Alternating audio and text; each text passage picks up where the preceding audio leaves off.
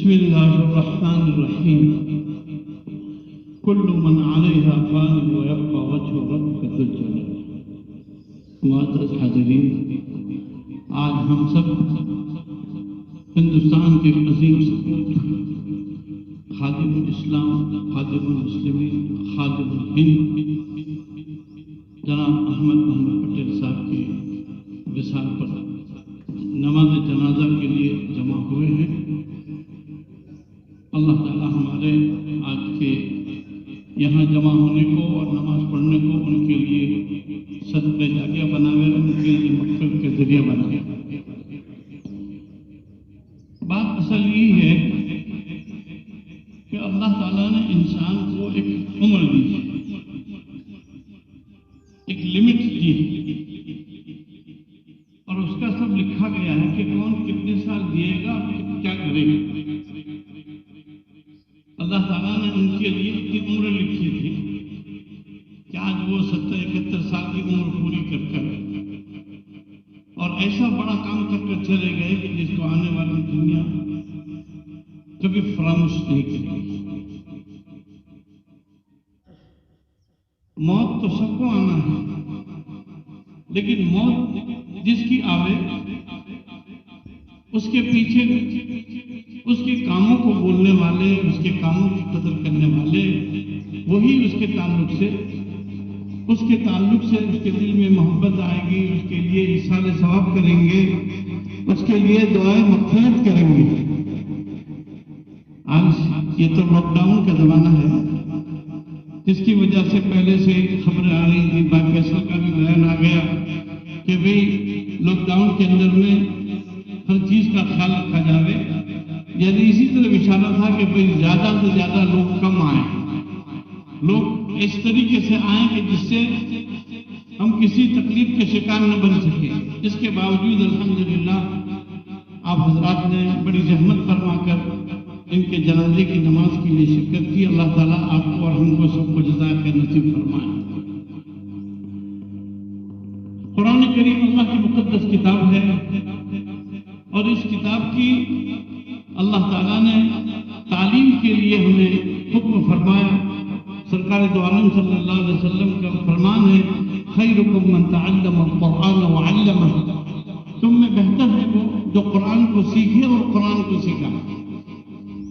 احمد پٹیل صاحب بھی پیرامن مکتب کے ایک شاگرد رہے ہیں، اور یہاں انہوں نے قرآن پڑھا، اور اس قرآن کے ساتھ ان کا شغف زندگی کی آخر لمحے تک رہا۔ کئی برسوں سے میرے پر ان کا حکم تھا کہ ہر سال تیرے یہاں سے رمضان میں مجھے قرآن سنانے کے لیے بہترین تاریخ تیرے کو بھیجنا ہے۔ تو الحمدللہ ہر سال میں اور ہمارا مرحوم وہ بھی نہیں رہے مولانا عبداللہ جانی صاحب، ہم دونوں مشورہ کر ان کے لیے رمضان میں تراویح کے لیے انتظام کرتے تھے، اور میرے لیے ضروری تھا کہ میں ان کے ختم قرآن کی مجلس میں شرکت کرتا۔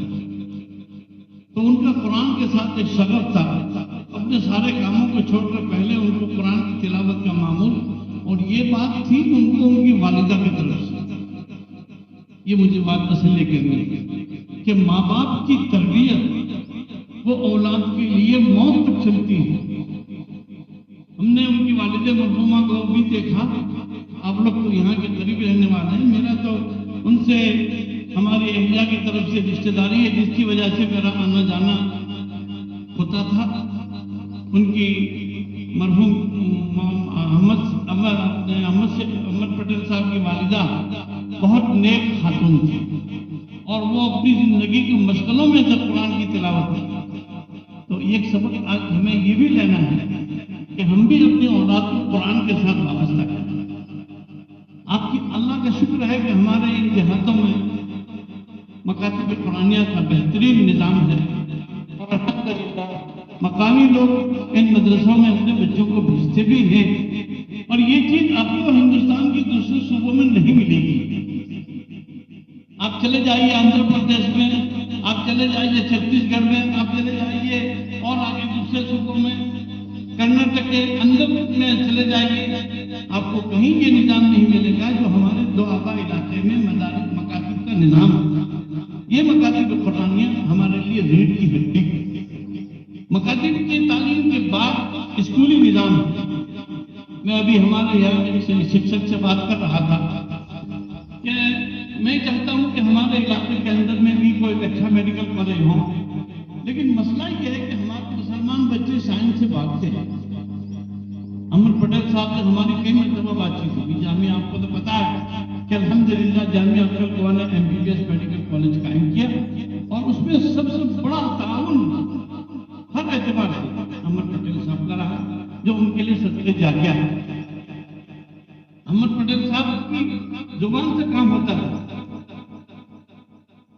ہمارے یہاں کی بات ہے کہ اسٹیٹ گورنمنٹ کی پرمیشن کا لینا کوئی آسان کام نہیں تھا۔ NOC اسٹیٹ گورنمنٹ کی طرف سے میں گیا پٹیل صاحب کے پاس، مجھے کہا کہ کیا بولے ابھی تو مہاراشٹر گورنمنٹ کا ECC لیٹر کیا NOC ابھی تک آیا نہیں ہے۔ تو انہوں نے فوراً فون کہا CM کے نام، کہا کہ مولانا مستانوی کی MBBS کالج میں کیا ہو گیا؟ تو کہا کہ ہو گیا، کیا ہو گیا؟ مولانا میرے پاس بیٹھے ہیں، ارے آپ ان کو بھیج دیجیے، اس کا مولانا سیدھے چلے جائیں بمبئی۔ یہ ایک فون پر اس نے ہمیں مہاراشٹر گورنمنٹ کا NOC دے دی کہ آپ یہاں میڈیکل کالج آپ کھول سکتے۔ اب وہ تو کرنے والے چلے گئے، اب زندگی میں جتنے ڈاکٹر بنیں گے سب احمد پٹیل کے کھاتے میں جائیں گے۔ تو میں یہ سمجھ کہہ رہا تھا کہ بھائی ہمارے بچے سائنس سے کیوں ڈرتے ہیں؟ سائنس کے بغیر تو کوئی آدمی نہ میڈیکل میں جا سکتا ہے، نہ انجینئرنگ میں جا سکتا ہے، نہ فارمیسی میں جا سکتا ہے۔ تو مجھے مناسب لگا کہ میں آج آپ کو یہ بھی بتاؤں کہ احمد پٹیل کی جو سوچ اور فکر تھی کہ ہمارا سماج تعلیم سے جڑے، ہمارا سماج تجارت کے ساتھ جڑے، ہمارا نوجوان کاروبار کے ساتھ جڑے، ہمارا نوجوان بیکاری سے بچے، ہمارا نوجوان ماں باپ کا فرما بردار بنے۔ دیکھیے انہوں نے اپنی زندگی میں وصیت کی تھی کہ میں تو میرے ماں باپ کے ساتھ ہوں، میری خبر ان کے ساتھ بنے گی، کوئی حالات نہیں، لیکن ان کی تمنا تھی، اور کیسی بڑی تمنا کہ میرے ماں باپ کے ساتھ ہوں۔ یہ بھی ہمارے لیے سبق ہے۔ باقی ان کے لیے عزت تو وہاں تھی کہ دلی کے بڑے قبرستان کے اندر دفن ہوتے ہیں، وہاں ہزاروں خدا دل کے امٹ پڑتا ہوں ان کے اوپر، لیکن کوشش کی گئی، اللہ نے کوشش کامیاب کی، اور آج ان کا جنازہ ہمارے درمیان آ رہا ہے، اور ہم ابھی ان کے لیے جنازے کی نماز پڑھیں گے۔ تو میرے بھائیوں دوستوں بزرگوں، مجھے تو آپ کو اور مجھے اپنی ذات کو بھی ایک ہی بات کرنی ہے کہ ہمیں اپنی اولاد کی تربیت کرنی ہے۔ احمد پٹیل کے ماں باپ کی تربیت کا ثمرہ یہ آپ کے سامنے ہے۔ اپنی ماں باپ کی تربیت کہ انہوں نے زندگی کے آخری لمحے تک قرآن شریف کو نہیں چھوڑا۔ آپ ان کے گھر والوں سے بھی پوچھ سکتے ہیں کہ ان کے معمولات میں کیا چیز تھی۔ احمد پٹیل کہ جن کے پاس ایک منٹ کی فرصت نہیں، لیکن نماز چھوڑنا نہیں، تلاوت چھوڑنا نہیں، اور جو اپنے معمولات ہیں اس کو کرنا، اس کے بعد دنیا بھر کے کام کرنا۔ رمضان کے مہینے میں ختم قرآن کی مجلس سے پہلے میں مولانا عبداللہ مرحوم وہ بھی بیچارے غریب رحمت ہو کے جاتے تھے، تو پٹیل صاحب بہت دیر تک ہمارے ساتھ بات چیت کرتے، خوش کرتے، اور وہی ان کی فکر کہ سماج کو تعلیم سے جوڑو، ہماری قوم جہالت سے نکلے، ہماری قوم کاروبار میں لگے، دھندا کرے، مسلمانوں کی اکنامک ٹھیک ہو، یہ ان کی سوچ تھی۔ چنانچہ انہوں نے اپنی زندگی میں ایک نہیں ہزاروں لوگوں کو ملازمتوں پر لگا دیا۔ اب یقین جانیے گا کہ ابھی آپ کو مجھے نہیں پتا چلے گا، لیکن جب آپ کہیں جائیں گے تو کوئی ملے گا، یار پٹیل صاحب نے میرے کو نوکری دلا دی، پٹیل صاحب نے مجھے فیکٹری دلا دی، پٹیل صاحب نے میرے کو یہ کام کر دیا۔ اور ابھی میرے بیٹے نے کہا کہ لا نسألکم علیہ اجرا ان اجریہ الا علی اللہ، انہوں نے کسی سے بدلہ نہیں چاہا۔ ہاں ان کی طبیعت عجیب تھی، ان کے مخالف کو ہوتا تھا تو ان کے ساتھ بھی آنکھ ملا کر بات کرتے ہیں۔ دنیا میں کون ہے جس کی مخالفت نہ کرے، لیکن کبھی انتقامی جذبہ ان کی طبیعت کے اندر نہیں تھی۔ پٹیل صاحب کی طبیعت میں انتقام تھا ہی نہیں، بھول جانا۔ گیا اس کے ساتھ بھی ان کا ہنتا پیشانی سے ملنا جلنا بات چیت کرنا، کوئی کام نہیں ہو سکے تو فوراً کر دینا، کسی کو فون کر دیا، کسی کو لیٹر دے دیا. تو یہ ہمارے لیے آپ کے لیے ان کی زندگی ایک آئیڈل ہے. پٹیل صاحب کی زندگی آئیڈل ہے ہمارے لیے. دوسرا احمد پٹیل ہمارے اندر پیدا کر سکتے ہیں آپ، جیسے ان کی ماں نے اپنے اولاد کے لیے کیا دعا کی ہے. ان کی ماں کی دعا کی برکت ہے پٹیل صاحب، اور ماں کی دعا پر کافی نہیں چھوڑے. انہوں نے اتنے بڑے منصب پر جانے کے بعد بھی دین سے ہاتھ نہیں چھوڑے، ہمیشہ دین سے وابستہ رکھا. مرکز نظام الدین سے ان کا گہرا تعلق تھا. مرکز میں سوئی گرتی تھی وہ ان کو علم ہو جاتا تھا، پتہ چل جاتا تھا. مرکز کے حکام میں آگے حضرت جی رحمۃ اللہ علیہ کا قافلہ، ان کو کہیں جانا ہے پڑوس میں، ویزا ان کو پاسپورٹ دے کے فوراً سکہ لگ گیا. مجھے یاد ہے کہ میرا بھی غیر ملکی پہلا سفر سب سے پہلا ہوا پاکستان. حضرت شیخ العزیز صاحب نور اللہ مرکزہ فیصل آباد میں مقیم تھے.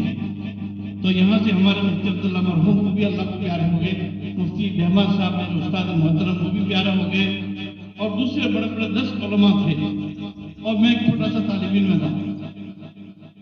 کوشش کی، کہا کہ ویزا نہیں ملا. پھر مرکز سے فون گیا، بھائی کیوں نہیں ملے گا آپ کو؟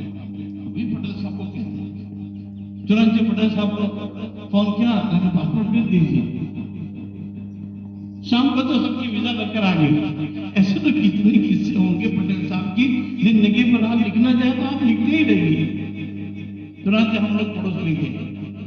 یہ ان کی برکت تھی. میرا دنیا کا پہلا سفر پڑوس کا ہوا حضرت شیخ العزیز صاحب رحمۃ اللہ علیہ کی خانقاہ میں.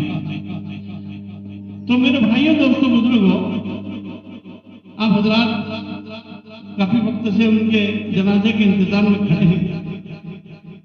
ہمارے یہاں ایسا کوئی جنازہ ہوتا تو جلدی فارغ ہو جاتے ہیں، لیکن یہ جتنے بڑے آدمی ہیں ان کے ساتھ اتنے بڑے لوازم ہیں، دور دراز سے ان کے لوگ آئے ہوئے ہیں. تو انشاءاللہ بہت جلدی وہ آ جائیں گے. پھر کوئی بات میں کہوں گا کہ اپنے مکاتب کو مضبوط کرو، اپنے گاؤں کی اسکولوں کو منظم کرو، اور ہم آپ بچہ صرف 7ویں تک نہیں، 10ویں تک نہیں، 12 سائنس تک ہمارا بچہ جانا چاہیے.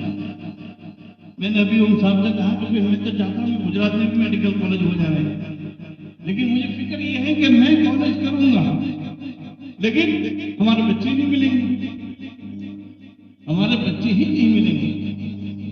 تو اس لیے یہ فکر لائی جا رہی ہے. میں نے ان سے بھی کہا کہ آپ جہاں جیسے جماعت کے ساتھی تبلیغ میں محنت کرتے ہیں، ایسے آپ ماسٹروں کی جماعت نکالیں کہ امت تعلیم کے ساتھ اپنے آپ کو جوڑیں. جب یہ امت تعلیم کے ساتھ جڑیں گے تو اللہ خود بخود احوال ٹھیک کر دیں گے. کورونا کی اس مصیبت کے اندر میں جو حالات آئے آپ سب جانتے ہیں، کوئی تفصیل میں جانے کی ضرورت نہیں. ان حالات نے ہمیں ہمارا احوال کھول دیا کہ ہمیں اس وقت کس چیز کی ضرورت ہے. جس چیز کی ضرورت ہے اس کی طرف ہمیں جانا پڑے گا. اور اولاد اللہ کی بہت بڑی نعمت ہے، اور الحمدللہ ہمارے بچے ذہین ہوتے ہیں، برین ہوتے ہیں، اس میں کوئی شک نہیں ہے. لیکن ماں باپ کی سوچ ان کو پڑھانے کے تعلق سے لگنی چاہیے. بہرحال یہ 2-4 باتیں نہ چاہتے ہوئے بھی میں نے کہہ دی. اللہ تعالیٰ مجھے اور آپ کو عمل کی توفیق عطا فرمائے. اور ہمارے احمد پٹیل صاحب کے جنازے میں ہم لوگ سب شریک ہوئے ہیں، اور اللہ تعالیٰ کا وعدہ ہے کہ جس کی جنازے کے اندر میں کتنے آدمی نماز پڑھیں.